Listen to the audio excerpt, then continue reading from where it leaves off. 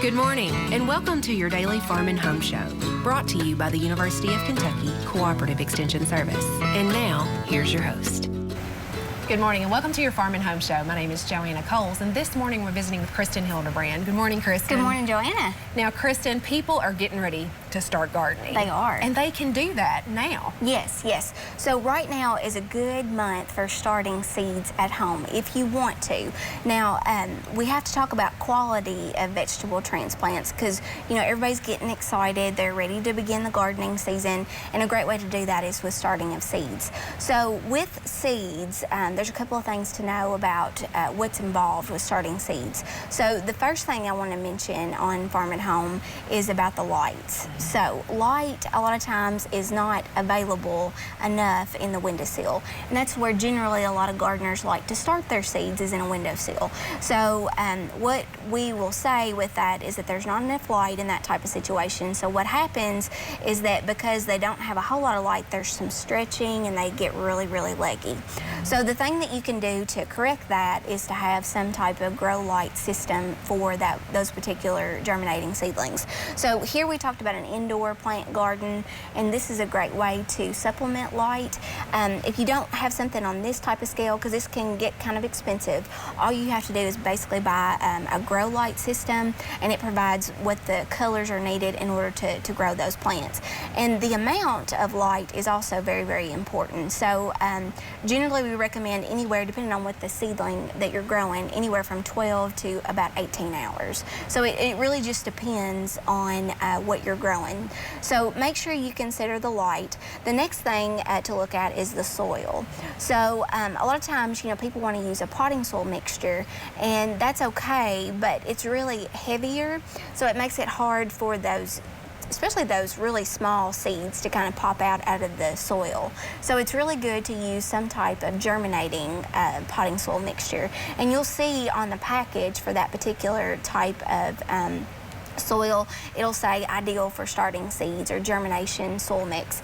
And with that, it's sterile, and sterile just means that it's been cooked off of any type of insects, diseases, anything like that that could, you know, mess those up. So you want to make sure that you buy fresh every year, because that's really important to have that. And they're also lightweight, so it's easy for those seedlings to pop out of the ground. Obviously, you want to go ahead after you purchase that particular germination mix, go ahead and wet that down. So a lot of times people want to do it after they've added the seeds, and then the water just floats to the top, and it's like they're just floating around in a big mud puddle.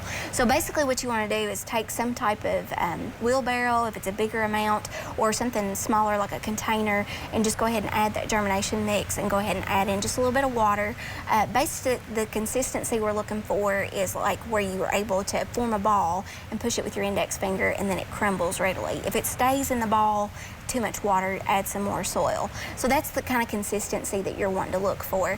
If you don't want to use something like this indoor garden, you can use something like that's right there. It's a good seed starting mix. You can see that the root system is a little bit deeper, so it's ideal for like maybe sunflowers or tomatoes, things like that.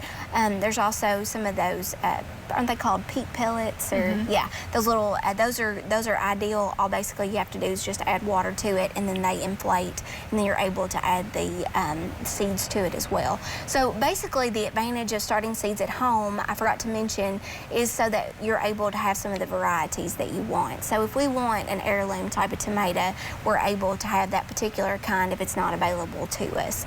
So if you're looking for a particular variety that's just your favorite or something that's new and improved, you're able to do that if your local garden center or nursery doesn't have that.